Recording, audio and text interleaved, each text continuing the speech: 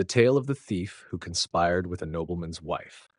Once upon a time, there was a man named Norisuke who served as a noble in the Ministry of Civil Affairs. One evening, after wandering all day, he returned home and spotted a man lurking in a corner of the inn. Norisuke asked, "Who is this?" The man, speaking softly, replied, "I have something to report." Norisuke urged him to speak quickly, and the man said, "I intend to tell you very privately." The man approached and whispered, "I am a thief. I have come to steal the chestnut-colored horse you own, which seems like a valuable possession. Tomorrow, I plan to take it towards the east. I thought if I could ride away on it, and when the gate opened, I hid and watched as a woman from inside spoke to a man. She handed him a long spear, and he climbed onto the roof, certainly preparing for something sinister. Seeing this, I thought it would be best to report this and flee." Norisuke replied, "Stay hidden for a moment," and summoned his retainers to discuss the situation privately. The thief suspected that they intended to capture him, but hesitated to leave. Soon after, a few strong men arrived, kindling a fire to help them climb onto the roof and pierce through the floorboards. After a short while, they captured a man dressed like a samurai from above and pulled him down. Then they brought the spear to them, having made a hole in the ceiling. When questioned, the captured man explained, "I am a retainer of such and such a person. It's not necessary to hide this. As my lord is about to sleep, lower the spear from the ceiling. When it's time to act, just let it point downwards," was the instruction I received. The thief was then captured and handed over to the authorities. They summoned the reported thief, and when they placed a saddle on the coveted chestnut horse, he was immediately sent out from the house. After that, they did not hear about the thieves again. It seemed that the nobleman's wife had a secret lover, suggesting a plot had been devised. Nevertheless, the wife continued to live there for a long time afterward. It was an extremely bewildering situation. Even if there was a deep bond and intentions were pure, can it truly replace a life? In the end, it appeared that the unique horse had saved the nobleman's life, and even the heart of the thief was viewed with pity. Thus, this story has been passed down through the ages. The Woman Who Cried Over Her Dead Husband. Once upon a time, during the era of Emperor Engi, there was a minister named Shock Norisuke. One evening, as he was returning home after a day out, he noticed a man standing by a corner of a carriage lodge. Norisuke asked, "Who is this person?" The man, speaking quietly, replied, "I have something to tell you." Norisuke urged him to speak quickly, and the man said, "I intend to speak very discreetly." As the man drew near and whispered, he said, "I am a thief. The chestnut horse you have, which seems to be of high quality, will be handed over to the receiver in the east tomorrow.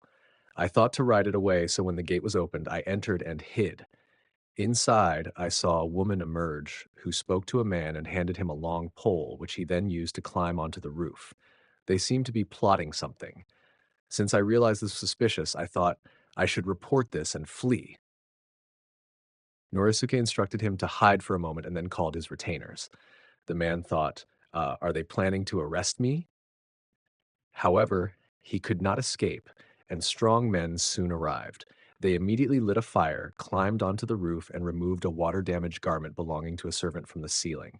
Then they brought down the pole they had used to make a hole in the roof. When they questioned the man, he said, "I am merely a servant of such and such a person. I am not hiding anything. I was instructed to tell the master to lower the pole from the ceiling so that we could take it when it was given down to us." The man was captured and handed over to the police, while the thief who had reported the matter was quickly summoned to receive the chestnut horse and was driven away. After that, they stopped monitoring the situation regarding the thief. This was due to the presence of the wife's secret lover, and it appeared to be a premeditated plot. Nonetheless, Norisuke's wife continued to live with him for a long time, which was very strange. Even if they had a deep connection, could it be that she valued her life more? It was said that the thief's heart was also pitiable, and thus the story has been passed down. The discovery of the stolen thread. Once upon a time, during the summer, a number of police officers, known as the Kembiwashi, were out pursuing thieves. They caught a thief and tied him up, and as they were about to return, one officer named Shish said, there are still some suspicious matters. He then dismounted from his horse and entered the thief's house. After a short while, when the officer came out, he appeared quite different from when he had entered. The hem of his trousers seemed unusually wide.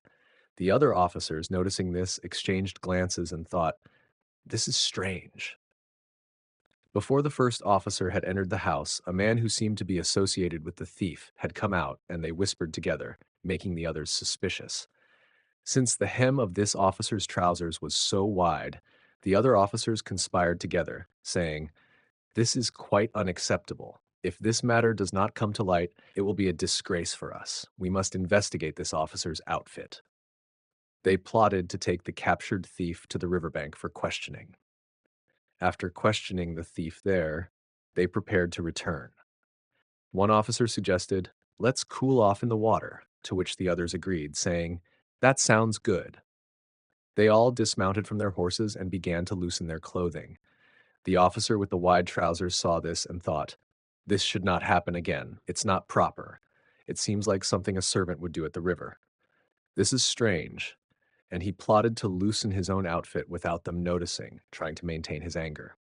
Meanwhile, they called for the head of the Kado, the office responsible for overseeing the police, and instructed him, "Take all these garments to a clean place." As the head approached, he placed the officer's trousers, which were unusually wide, on a pile of straw. From the hem of the trousers, 2 or 3 dozen white threads fell out, wrapped in paper.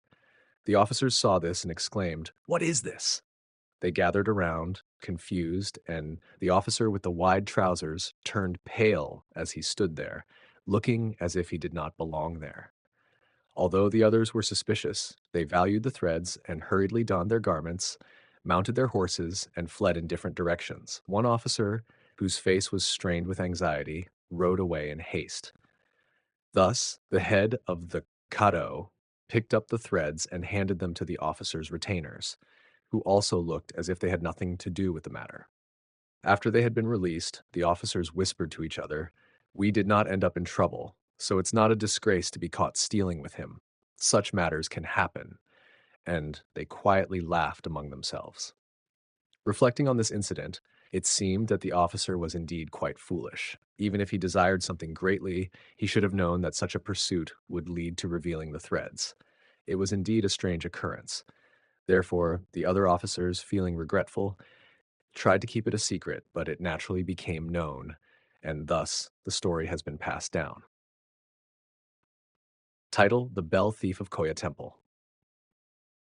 Once upon a time, in the province of Setsu, there was a temple known as Koya Temple. At this temple, there was a priest who appeared to be around 80 years old. He approached the resident priest of the temple and said, "I have come from the western country and am considering going toward Kyoto. However, being an old and weary man, I feel I may not be able to make the journey. I would like to stay here for a while." The resident priest replied, "There is no place to stay here unexpectedly. If you stay in a place without walls, you may be caught by the wind and suffer." The old priest responded, "Then it would be good to stay under the bell tower, as it is completely enclosed. I think it would be best to stay there."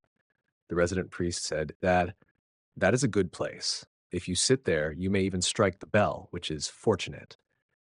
The old priest was extremely pleased to hear this. So the resident priest guided the old priest to the bell tower, saying, "There are mats for sitting. Please make yourself comfortable there." Afterward, he met the bell ringer and told him, "There is an old priest who has come and wishes to stay under the bell tower. He wants to strike the bell, and I think it would be good for him to stay there." The bell ringer replied, "That sounds fortunate," and went away. 2 nights later, the old priest struck the bell. The next morning, around the hour of the snake, the bell ringer came and thought to himself, "Who is this priest striking the bell?" He decided to see. When he opened the door and entered the bell tower, he found the old priest, who was about 80 years old, lying on the ground, appearing very ill, dressed in a simple robe. Seeing this, the bell ringer hurried back to the resident priest and said, "The old priest has died. What should we do?" The resident priest, surprised, took the bell ringer with him to the bell tower and cautiously opened the door. Indeed, the old priest was dead. The resident priest then told the other temple monks about this. The monks expressed their anger, saying, "To have allowed an unworthy old priest to stay here has brought disgrace to our temple." However, they agreed, "There is no point in worrying now. Let us gather the villagers and dispose of the body." But when they summoned the villagers, no one dared to touch the body, saying, "With the shrine festival approaching, how can we defile the place?" No one volunteered to touch the body, and they argued amongst themselves. Meanwhile, two men, around 30 years old, dressed in dark, worn clothing with loose-fitting trousers and a large sword at their side, approached the monks. They asked, "Is there an old priest wandering around this temple?" The monks replied, "Just yesterday there was an old priest under the bell tower, but this morning we heard he has died." The men responded, "That is unfortunate," and began to cry. The monks, puzzled, asked, "Why are you crying?" The men explained, "That old priest is our father.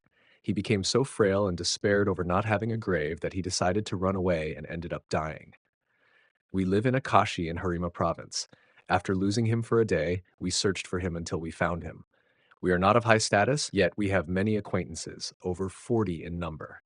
Even in the neighboring district, there are many who know us. We must see him one last time before burying him at sunset." They then entered the bell tower. The resident priest accompanied them and stood outside to watch. Upon seeing their father, the men lamented, "Is our father really here?" They collapsed, crying out in despair. The resident priest, witnessing this, felt pity and wept as well. The men continued to mourn, saying, "He has suffered from old age, and now he has passed away in a place without honor. It is heartbreaking that we could not be there for him in his final moments." After a short while, they said, "Now we should prepare for his burial." They opened the door and left. The resident priest shared the men's sorrowful cries with the other monks who were also moved to tears. Soon, around the hour of the dog, 50 or more people arrived, clamoring to take the old priest away. Some carried items for the funeral. Since the monks were far from the bell tower, no one went out to see them. They were all afraid, closing the doors and blocking their ears, and they went to the mountains over 10 miles away to a pine grove where they spent the night chanting prayers and ringing bells until dawn before burying him. Afterward, none of the monks approached the bell tower where the old priest had died. As a result, for 30 days, the bell ringer did not go to the bell tower and did not strike the bell. When the 30 days were over, the bell ringer thought, "I should clean under the bell tower," and went to check. To his surprise, he found the large bell was missing. "What could have happened?" he exclaimed, and he quickly informed the other monks. They all gathered to look and discovered it had been stolen. "It seems that old priest plotted to steal the bell while we were burying him," they concluded. They decided to investigate the burial site, and when they arrived at the pine grove, they found that a large pine tree had been cut down and burned to extract the bell, leaving shattered pieces scattered around. They exclaimed, "What a cunning thief," and began to argue, but they had no way of knowing who was responsible, and their discussions came to an end. After that, the temple was left without a bell. Reflecting on this, it is clear that planning a theft requires both cunning and deceit. How could one be so bold as to pretend to be dead and remain still for so long? Also, how could tears so freely flow from the heart? Indeed, the sorrowful sight moved everyone who witnessed it. What a despicable thief was the common sentiment among those who heard of the events. Thus, the story has been passed down.